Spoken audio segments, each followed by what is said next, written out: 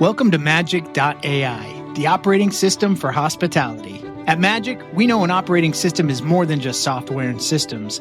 It's about people, because hospitality is nothing without them. So supporting the hospitality community is our number one goal. I think there needs to be more of a support system.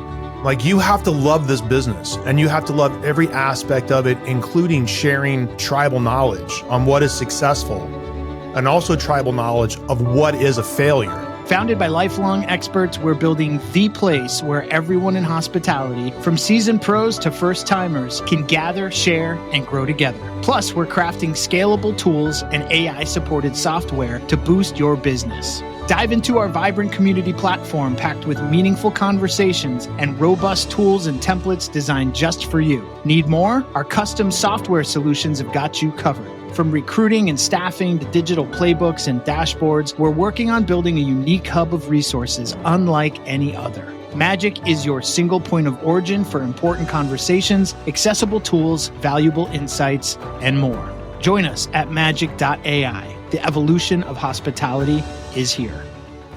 What we saw in our group when COVID hit was that we had, some of the highest retention of people out of all the people we knew. And it's because we had kind of changed our culture 13 years ago or something to be a place that cared more about the people even than the guests that were coming in, knowing that it was a people-first organization. Chef Gerard Craft, originally from Washington, D.C., found his passion for the restaurant industry while working as a snowboard photographer in Salt Lake City. His early career included cooking at Bistro Toujours in Park City, Utah, and Chateau Marmont in Los Angeles, California, as well as a stage at Ryland Inn in White House Station, New Jersey. In 2005, at the age of 25, Craft opened his first restaurant, Niche, in the Benton Park neighborhood of St. Louis, a city he had never visited before. Since then, Niche Food Group has expanded to include several restaurants in St. Louis and one in Nashville. You got to really be able to take yourself out of it and say, look, I'm just here to better you, better your team, and do what I can to help you get there, even if that's helping you bust one night or something. And so when we look for those upper managers, it's those people that will go in and wash dishes for a night if they have to.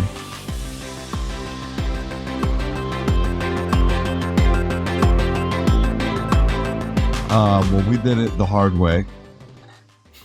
Just thinking, oh, let's open a couple more restaurants, and not really understanding enough about, finance and systems and controls. And so, I think it was our second restaurant was really, really painful. It was busy, but we were losing money and really not on top of it to know how much money we were losing and how fast. So, that got kind of scary really quick, and to the point that we put somebody kind of just in charge of finance.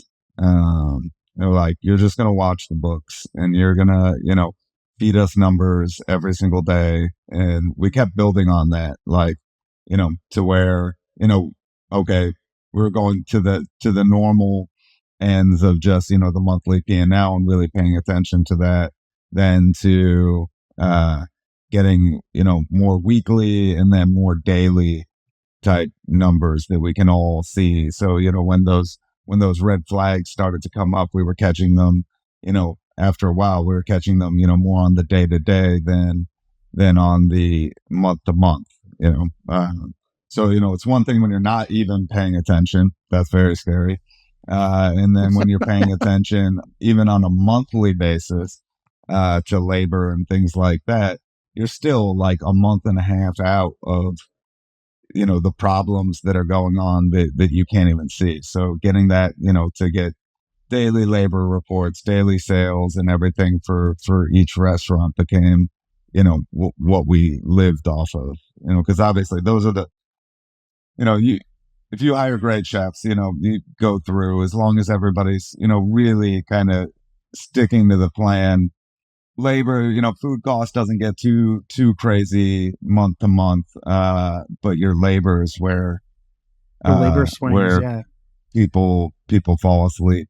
And so watching that like a hawk really really kind of changed the game for us. And it seems from the outside looking in that you've engineered a restaurant group that kind of benefits from contribution margins, right? Like, can we speak for a minute about how like the diversity of your portfolio benefits the concepts? Because I'm talking generally about how I think what appears to be the intentionality of including bars specifically have really benefited balancing, obviously your cost of goods and revenue and, as I would say, kind of measured up against your fine dining location as an example, right? Yeah, I mean, so we're one of the few groups out there that's these days that has actually been through the financial crisis, and that influenced me a lot. We watched everything pretty much wash away. You look at COVID and how that all went down, but everybody had help from all over the place. During the financial crisis, nobody helped restaurants. So we were just kind of standing there freaking out. I was looking for jobs in other cities and stuff like that, even though we had, just won Food and Wine Best New Chef. And so I think that really influenced where I was in the tiers of the restaurants that we had. So we really need like a lower key restaurant and we need a bar. So we opened up Taste right then, and Brasserie, which, I think people probably these days probably consider a little more higher end than I considered it. And then going into like Pastaria, where we're selling, big bowls of pasta and really like fighting the Maggiano's fight in a funny way. So yeah, I think having that diversity in there, prepares you for the way our economy just kind of shifts year to year. I mean, even right now, everybody's like, are we going into a recession? Not going into a recession? Are people loving tasting menus, or are they like bailing on tasting menus? Yeah, you've seen this resurgence of like the Chili's and the Applebee's of the world, right? Like that kind of easy weekday family dining thing is back. It makes you think like, are people stretching the dollar when they're trying to go out, right? Yeah. But your portfolio really is like so many different concepts. How do you see them tied together? Is there a unifying thread that kind of runs through everything? Only in management, really. So we have, kind of an upper management group. Early on, we invested pretty heavily into our upper management group. And, so our chief operating officer, she's been with us, I don't know, about 14 years now. Our director of service has been with us for 18 years. Our culinary director has been with us a decade. So, we have this core group of people, that are able to kind of go into all of those different concepts and work, train, oversee, and they've kind of all had the historical knowledge from the beginning of the company. And so that's really like the common thread throughout. So I'm sure that this sort of upper management needs systems across the restaurant group to ensure that you maintain standards, because even with a fantastic upper management team with so many locations, they can't be at every location every day monitoring everything. So what systems do you implement, or do they implement, or your team implements, to maintain quality control in both the kitchen and front of house? Yeah, I mean, so as far as, ordering and all that stuff's really all kind of standardized these days. And so that's not, again, more of the finance is where we kind of standardize it throughout the whole place. And so again, every single restaurant, every single morning is getting a daily report that is, that's sending out everybody's numbers, your labor cost, and we were able to do with Restaurant 365, which is a software system that we use for everything from inventory control to financial controls. we'll send out those reports that give you, you know, I think the food cost aspect of it doesn't do great for us because we have so many different concepts that are all different. But I think all of the labor controls and the sales controls that it sends out to everybody every single day is really important. We also use something called shift notes, because I think that communication is one of the trickiest things in these large groups. As you said, not everybody can be somewhere every single day. And so I think for people, it's really easy to feel like they're on an island at times. So, having that different channels of communication, one of them is shift note, where at the end of each shift, the manager, both in the kitchen and the front of the house, are going to put in all the notes for the day, any incidents that happened, unhappy guests, VIPs who came in. And then we also have like WhatsApp channels, on like on a just total low key side that has every single group throughout, and all of our upper management are on all of those threads too. So again, one more way of communicating back and forth with everybody. So it does really seem like there are sort of software or technology impacts on your restaurants that have been really helpful, sort of from reservations to kitchen management. Is there anything else that you can think of software that has sort of, I know you mentioned that ordering is sort of systematic at this point. What can you explain a little bit more what you mean by that? I mean, just through like, for instance, through US Foods, and we don't use anything like Green Street where it's like super regimented, but everybody's got their order guides in every single restaurant. They know where they're ordering from, what they're ordering. We also have, we hire executive chefs in every single one of our restaurants. So, we give them a lot of autonomy to make those choices. And again, when you're looking at the numbers, when you're detailing a P&L every single month, you're really able to see anybody who's doing anything stupid. Catch it early, selling right? A5 Wagyu for steak frites or something crazy like that. So I think that's kind of what I mean. Like, ordering's the easy bit. Our bar, our beverage director does handle all the ordering for the entire group. And so she is able to kind of streamline, a lot of what we order, getting us, slightly better purchasing power within these companies. And again, I think that being said, I think, unless you're Chili's, you're not getting that much love for doing that. So there are some economies in there, but the thing we tell everybody, if you want to order something a little different, you want this bar to, have a different personality, like we're not going to kind of force those upon you. Yeah. And how many locations are we talking about now? 14?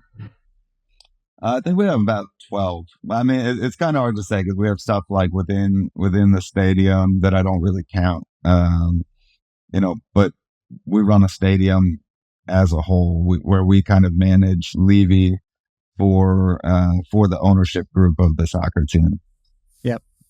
But we then have a couple units in there as well. Yep.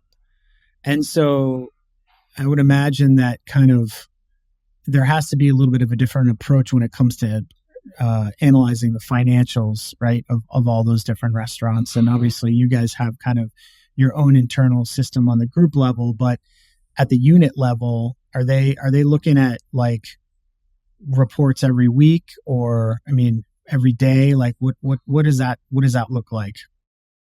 Yeah, I mean, so like full financial reports, again, we're just monthly within all the places except for our fast casual Pronto. And the reason that we're doing more weekly with that is, as that grows, that's going to be kind of imperative for for each of those locations to be able to put out those reports every single week. And is that the one that you're looking to kind of leverage and expand? Yeah. So, and for Pronto, we actually brought in a guy named Ryan Hucks, who came to St. Louis to kind of open all the Shake Shacks in this area and kind of Midwest area. And so he's kind of taken the lead on all of that. Way more corporate background, very type A, very detailed. And it's something that we kind of knew we needed when we were going into that concept again. So. Yeah, tell people a little bit about that concept and what you're aiming to achieve there. Yeah, so Pronto actually opened in 2016, I believe, and but then closed in 2018. We tested it out with a developer in St. Louis, but we put kind of a backdoor in there at 2 years where we had the choice to either leave or extend the full 10 years. And things were a little shaky around downtown, and we didn't have the money to expand like we really wanted to either. So we took the back door and shelved that project until now. It is a fast Italian, so all fresh pasta, salads and, some grains. We have, steamed carnaroli rice and farro. And then, it's very kind of like, Chipotle, Cava-esque. I'd say Cava was probably a bigger, inspiration for that concept, at the time, especially since it started in my hometown, DC, and I would go there kind of all the time when I'd visit my parents. But, fresh vegetables, few fun sauces and Detroit style pizza. Yeah. So it's a kind of build your own experience. Yep. Yeah. That's awesome. I love that. That's awesome. Yeah. And honestly, I think the thing that I love, like bowls of rice and vegetables and it's a way to kind of, there are people who use it as a way to kind of, eat, very rich pizza and, to really indulge. But then there's people like me, I like load up vegetables on some rice and farro and, I'll put, some pesto on it and, some crispy garlic. It's like the simplest meals that I crave the most. So. Yep. I could do with a bowl of some orzo and something. And anything. Anything. Yeah. I love orzo. Okay. So do you have any systems in place to handle unexpected challenges? So supply chain disruptions, staff shortages, what do you do when those things come up? Again, I think all those kind of funnel up to our upper management group, so if you're down people, it's pretty easy to send a quick SOS to any one of us to try to pull somebody from another restaurant and put them in place. We cross train a lot of our employees all over the company. And, we'll have employees that work at 3 different restaurants anyway, just kind of, but I think that helps us again in those times where, for instance, at the stadium, which is like, it's not a consistent thing, right? They have matches, every other week, one every other week. So you can't really have a full staff down there. So we have to kind of pull from all the restaurants. And, but I think that naturally just gives us the ability to pivot in any of those situations that you're talking about. We almost always have somebody that can jump on, a bar somewhere and know the drinks. We always have somebody who can pop in the kitchen and help out. So in those staffing, sorry, I just want to dig on staffing a little bit. So those, the kind of world that we're living in today where staffing is everything and the biggest challenge, and from recruitment to training and retention, like you guys probably feel that a little bit less because you have the ability to move people around and cross train and probably also provide a really great standard of living because of the size of your group, and Yep. probably sets you aside a little bit. Yeah. And, I think that one thing that we've got on that front, and, I think a lot of people learned it during COVID, but what we saw in our group, uh, when COVID hit was that we had, some of the highest retention of people out of all the people we knew. And it's because we had kind of changed our culture, 13 years ago or something, to be, a place that cared more about the people even than the guests that were coming in, and knowing that it was a people first organization, I think was, we didn't do it to be ahead of our time or anything, but it was definitely before that movement had come through restaurants. Yeah, you And did it because it was meaningful to you and you felt like yeah. it was the right thing to do, right? Yep, exactly. Do you think But that the cross training and ability to work at different restaurants helps with staff retention? I can imagine if I was an employee at your restaurant group, I would see it as a benefit to be able to learn so many different skills and to be able to be cross trained. And when I was maybe feeling stagnant at one place, I could be promoted somewhere else and then sort of promoted over here and learn from all of the different types of restaurants that you have. Do you see that with your staff? yeah, we actually just opened up a really large barbecue place, and it was amazing to see, people from, our Italian restaurants and French restaurants. Like, I really want to learn barbecue. I'd really want to go over there and work. So yeah, I mean, I think being able to provide different opportunities, you'll have some people that, something in their life changes and they need more of kind of like, uh, a day job. So, they can go work at our breakfast and lunch place. There's, I think being able to fit a lot of different needs. So not even just I'm bored and I want to do something different, but I have different hour requirements now. And, I'd rather work late night, I'd rather go work at a cocktail bar, or the complete opposite. I love that. Yeah, me And too. so, That's great. yeah, and I want to talk a little bit more about people. Like you've referred to your upper management team a couple times, and I'd love to hear a little bit about kind of your ethos and your approach on what it means to kind of build great managers, right? Especially in those areas where they need to have really strong leadership skills and really strong people skills.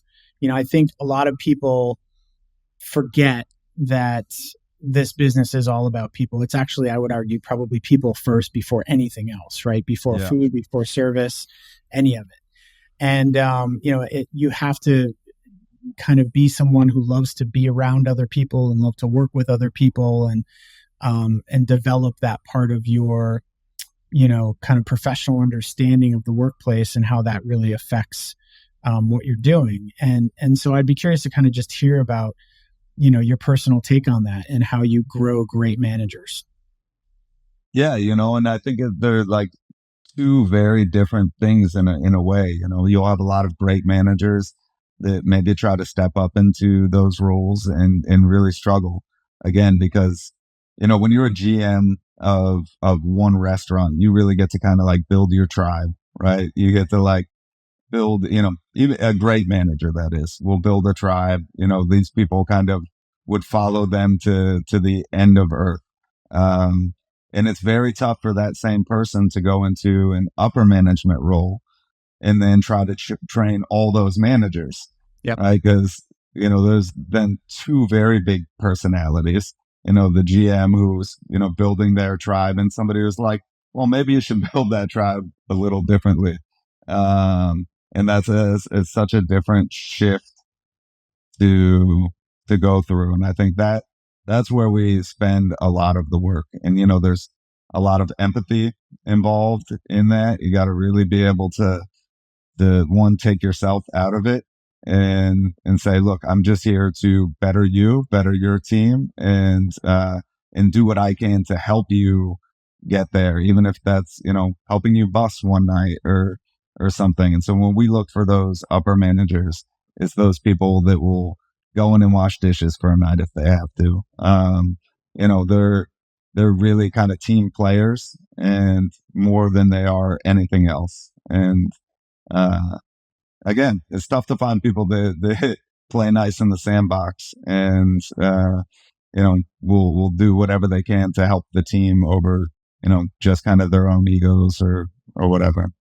Do they have access to training programs or, you know, kind of tools within the network of the group that they can tap into?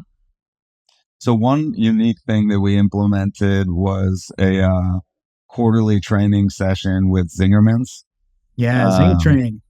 Yep, ZingTrain. So ZingTrain does all of our management training now because, you know, I was sending a bunch of people to Zingerman's and doing stuff like that. And then I was like, I think everybody really needs, all our managers need access to this. So even our, you know, assistant managers, everything, has access to those training sessions.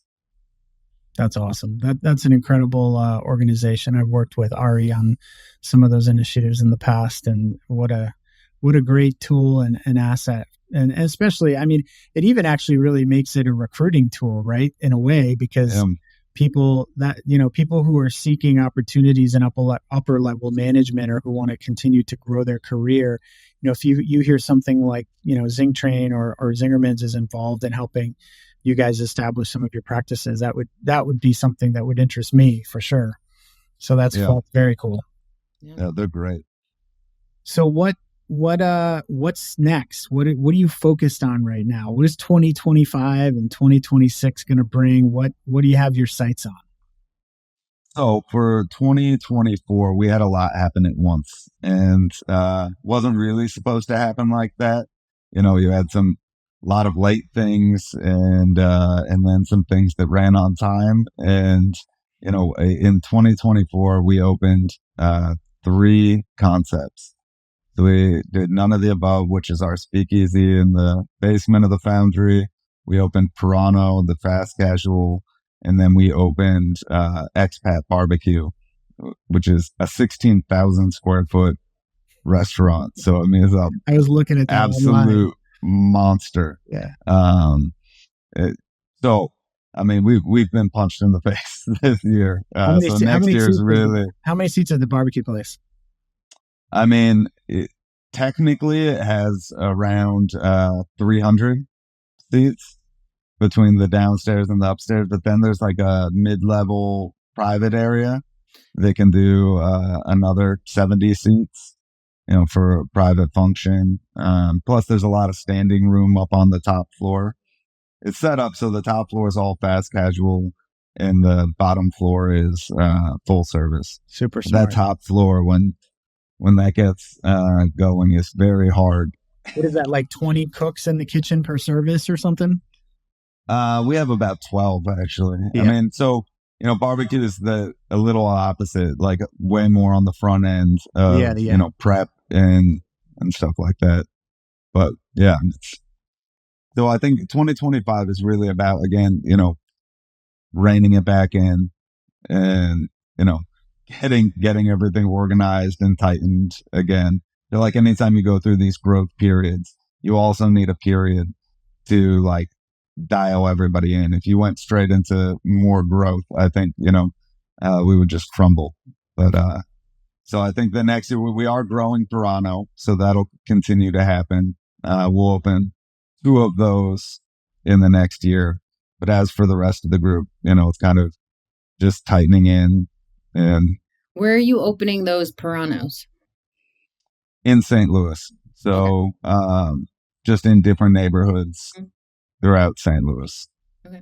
Is your goal to expand beyond St. Louis, or are you just concentrated on St. Louis for right now? Yeah, I think eventually. So we brought in, this is the only time we've brought in a separate investment group. And so Niche Food Group is 4 people. And pretty much has always been 4 people. And so every single restaurant is the exact same ownership. So I've never really had to deal with, why are you spending more time at that restaurant? Why are you spending more time there? Everybody's got the same goals. Everybody's on the same page. But for Pronto, we brought in a few different investors because we knew we wanted to keep that kind of a separate entity anyway. So we're able to kind of grow that one a little bit off and not bog down the entire system of Niche Food Group. It has its own COO and its own teams kind of growing it. What is the first thing you do in the morning? Drink coffee immediately. I literally, alarm goes off, I walk straight to the coffee machine.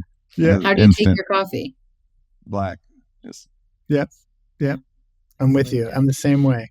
What is your guilty pleasure for $20 or less? $20 or less, guilty pleasure. Probably ice cream. Yeah. I mean, it murders me, but I love it so much. What flavor? God, Desert Island. In Italy, it's going to be stracciatella. Oh, yeah. And then just for like grocery store, Breyer's natural vanilla or Breyer's mint chocolate chip. I know I'm born in Vermont, I should say Ben and Jerry's, but it's Breyer's. I love it. Okay. All right. So we've got 3 questions left. They kind of hit on some of the pillars of magic. The first one's on people. Who is the one person that you've hired that has transformed your business? Kate Wolverton, our chief operating officer. She is the glue of this place. Started as a hostess, became my assistant, and now runs the company. What's the most successful marketing decision you've made for your business? I'd probably just say social media, in the early days. It was, my ex-wife, who still runs our social media group, jumped on very early to the social media train. And, I think that definitely gave us a leg up early on. All right. And the last one is, technically on software, but it can be anything. What is the one tool that you use every day? And it can, like I said, it can be software. It could be a physical tool you hold in your hands, anything. One tool I use every single day. I hate to say it because I hate it so much, but my cell phone, I think without the cell phone early on in our group, was before smartphones. Yep. And so I can literally say that it transformed our company, being able to communicate through smartphones, through the different apps that we have, being able to see sales, being able to see, you can run an entire business from a phone. And, before when we opened, I think we had a Motorola Razr. So, not a lot of communication going on that phone. Yep. Totally.